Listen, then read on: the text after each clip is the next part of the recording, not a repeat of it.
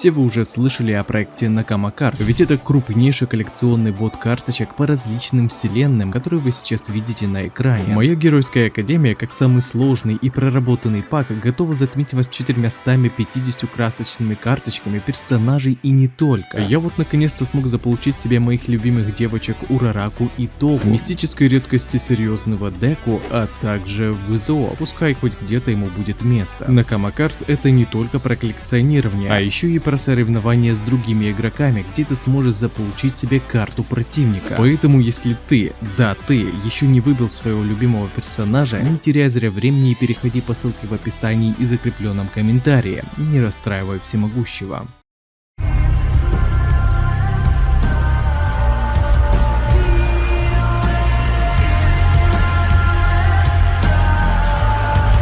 Битва Изуку Мидории против все за одного. Сражение подходит к своему финалу. Возвращение Томуры Шигараки, интереснейший сюжетный поворот, который задумал главный антагонист, и уничтожение всей моей Геройской Академии. Хорикоши действительно хотел именно такой конец. Глава вышла, мягко говоря, очень неоднозначная, так что погнали начинать данный разбор. Ну а также напоминаю, что прочитать свою любимую манху Манхуа вы сможете на remanga.org. Здорово, ребятки анимешники, у микрофона Зик. А вот ребята, которые оставили свой коммент под прошлым роликом. Ну а мы начинаем.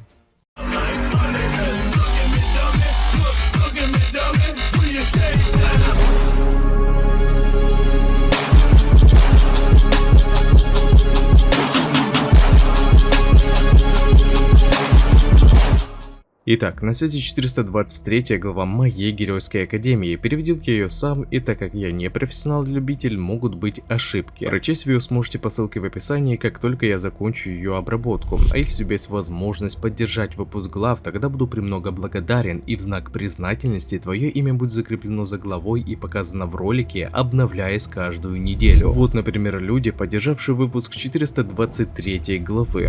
После многочисленных преград на поле боя, Мидория наконец-то добрался к противнику и атакует его с полной силой остатков одного за всех. И тут автор наконец-то дает нам объяснение за кровоточащую руку ВЗО. Антагонист считает, что все это из-за того, что Томура получил очень сильный психологический урон, который в конечном счете отразился и на захваченном им теле, полностью вывев из строя регенерацию. Так что оказывается, то самое идеальное тело в итоге было сломано в ходе атак главного героя путем ударной передачи факторов ОЗВ. К тому же нарушенное психологическое состояние тела Томуры сломало и причуду опасности четвертого, подающую противнику сигнал угрозы ото всех героев, находящихся на поле боя, которые напрочь затуманили разум все за одного, из-за чего он и вовсе не заметил атакующего Деку. Однако в своих мыслях антагонист был лишь наполовину прав, ведь Томура получил лишь психологический урон от Мидории, а тело его разрушается, потому что главный герой сделал ставку на первое же замечание всемогущего. Сила причуды одного за всех настолько велика, что способна напрочь разорвать хрупкое и неподготовленное тело своего владельца. И именно поэтому Тошинори заставлял Изуку тренироваться для того, чтобы его не уничтожила сама же переданная причуда. А из-за того, что Деку напрямую передал все факторы причуды одного за всех, тело противника не выдержало и стало разрушаться само по себе. Последний же удар Мидории стал краеугольным камнем, разрушившим тушу противника словно хрупкое стекло. Видя эту картину рассыпающегося ВЗО, множество героев подумало, что битве наконец-то пришел конец и они победили. Но противник не желал вот так просто покидать этот мир и с помощью своих причуд попытался собрать свое тело воедино. Он понимал, что тело Томуры больше не способно выдержать полученный урон, и в скором времени оно окончательно рассыпется. А так как ему еще не удалось достигнуть своей цели порабощения мира, все за одного намеревался передать свою причуду какому-нибудь другому герою или же самому Деку, который находился прямо около него, чтобы захватить его тело. И, ребят, если бы вы знали, как я загорелся в этом моменте, ибо буквально этой ночью перед сном я просматривал нарезки со злым Мидорией и представлял себе ситуацию, а что если бы антагонист захватил тело главного героя? Вот вы все охренели от такого сюжетного поворота мангаки. После этого ВЗО тут же бросился к протагонисту, дабы осуществить задуманное. Изуку в свою очередь готовился нанести ответный удар, чтобы не позволить этому случиться. Однако внезапно именно в этот момент просыпается Курогири и, ощутив опасность для своего хозяина, тут же направился в эпицентр сражения, открыв портал прямо посреди этих двоих, не позволив в конечном итоге Мидории уничтожить противника. Увидев это, Ямада начал плакать, ведь спасать нуждающихся было отличительной чертой именно их погибшего друга Широкума. Вот только Курогири прибыл сюда не для того, чтобы помочь антагонисту, а для того, чтобы ВЗО вернул тело обратно Томори Шигараки. Но большего, чем потребовать, Курогири не мог, ибо его тело начало рассыпаться. К тому же он не был на стороне главного героя и появился здесь только потому, что почувствовал, что его хозяину Томори Шигараки грозила опасность, и защищал он его в том числе и от Мидории, которому из-за того, что портал также разрушался и он не мог сейчас вот так просто изменить свою траекторию движения, могло попросту отсечь руку. Но тут, откуда ни возьмись, появляется Бакуга и своей причудой взрыва отталкивает Деку в сторону антагониста, говоря Изуку быть осторожным, иначе он в конечном итоге превзойдет его. Ямада же снова ворвался в повествование и накричал на Кацуки, поскольку в его-то состоянии он сейчас должен находиться в реанимации, а не на поле боя. Но в защиту Бакуга, если бы не он и не Шота, который создал ему ледяной пандус, Мидория бы вновь потерял руку и не смог бы так скоро добраться к противнику. Переходя к Деку, он говорит, что ни за что не простит ВЗО за все, что он успел натворить за время своего существования. И то, кем он себя представляет, а именно королем демонов, не является действительностью. После чего, говоря, что все за одного просто обычный одинокий человек, возомнивший себя центром земли, Мидория наносит ему еще один мощный удар. Мы вновь переносимся в бессознательный мир, где видим покинутый образ ВЗО, поставшим перед неким маленьким огоньком. Этим самым огоньком был Йоичи, тот самый тлеющий уголек в теле Мидории, который окончательно погас, когда протагонист нанес удар, вложив в него всю оставшуюся силу одного за всех. Самого же антагониста не волновали эти подробности, он хотел увидеть лицо своего брата Йоичи, ведь именно поэтому он и намеревался отобрать причуду ОЗВ. Младший брат же был расстроен, ведь за все это время он так и не смог направить старшего на правильный путь. Но он был благодарен девятому, а именно Изуку Мидории, за то, что он смог наконец-то завершить страдания братьев Шигараки. И теперь пришло время ВЗО заплатить за жизни тех, которых он убил. Антагонист же воспротивился этому, говоря, что он ни за что не умрет, но его время уже пришло. После чего из мрака появляется душа Шигараки, а вместе с ним и 7 предшественников ОЗВ, которые с двух сторон, духовной и физической, уничтожили все за одного. Оказывается, Томора не исчез полностью из-за того, что ему помог след Наны Шимуры, и он смог еще ненадолго остаться в этом мире. После того, как антагонист был уничтожен, он даже смог обратно взять под контроль свое тело и коснуться рукой главного героя. Но из-за того, что причуды разложения больше не было, он даже был рад, что смог прикоснуться к кому-то, не разрушив ему жизнь. Встретившись с настоящей личностью Тенка, Мидория удостоверился в том, что Томора на самом деле был просто заложником сложившихся обстоятельств. Конечно, главный герой не простит ему то, что он натворил, но Деку рад, что его страдания наконец-то закончились. Вот только то, как Хори закончил раскрытие личности Тенка, я в шоке. Перед своей смертью, так как его тело рассыпается, смотря на то, как исчезает тело Курогири, он просто произнес его имя. А Деку он попросил передать его последние слова Спиннеру, сказав, что Томора Шигараки сражался за уничтожение до самого конца, после чего его тело окончательно рассыпалось. Ну что, ребятки, вот такой вот финал моей геройской академии. Нас еще, по крайней мере, ожидает несколько глав до официального конца манги, но сейчас я очень расстроен такой концовкой данного тайтла. Я не понимаю, откуда здесь появились 7 предшественников, если нам отчетливо говорили, что они были безвозвратно уничтожены. Ладно то, что вернулся Тенка, ведь Нана действительно последняя отдала себя ради победы и могла как-то повлиять на остановку уничтожения души своего внука. Но остальные-то откуда взялись? Ибо вот Йоичи показали действительно как остаток, потому что он и есть причуда один за всех. За прощание с Тенка Шимурой я вообще молчу. 2 страницы и на этом все. Скромно попрощался с Курогири и передал свое завещание Спиннеру, а нормально раскрыться после того, как оковы печали и страдания наконец-то были сняты, ну, видимо, не судьба. Было бы неплохо, если бы этому вообще посвятили следующую главу. Сам же ВЗО все мои ожидания просто в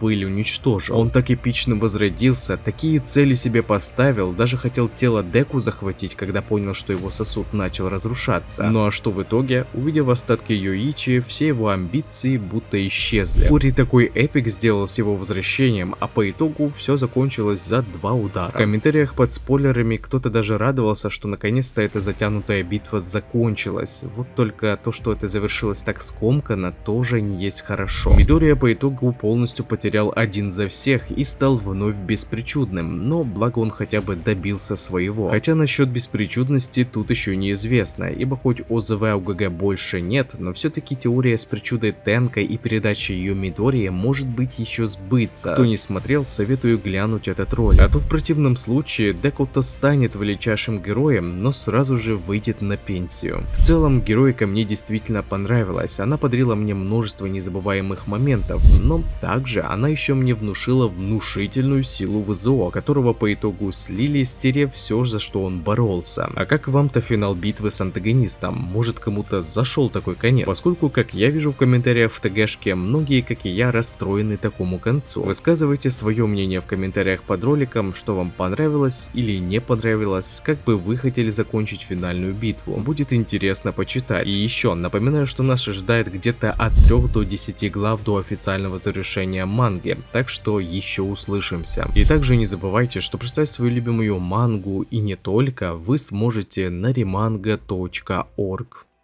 А на этом ролик подходит к концу. Пишите в комментариях, что вам понравилось, а что не понравилось, и несколько комментариев попадут в следующий ролик. Если тебе понравился ролик, тогда лайк и подписка для меня будет лучшей благодарностью, а также не забываем про колокольчик, ведь в последнее время не всем приходит уведомления. Всем спасибо за ваш просмотр, мирного неба вам над головой и всем пока-пока.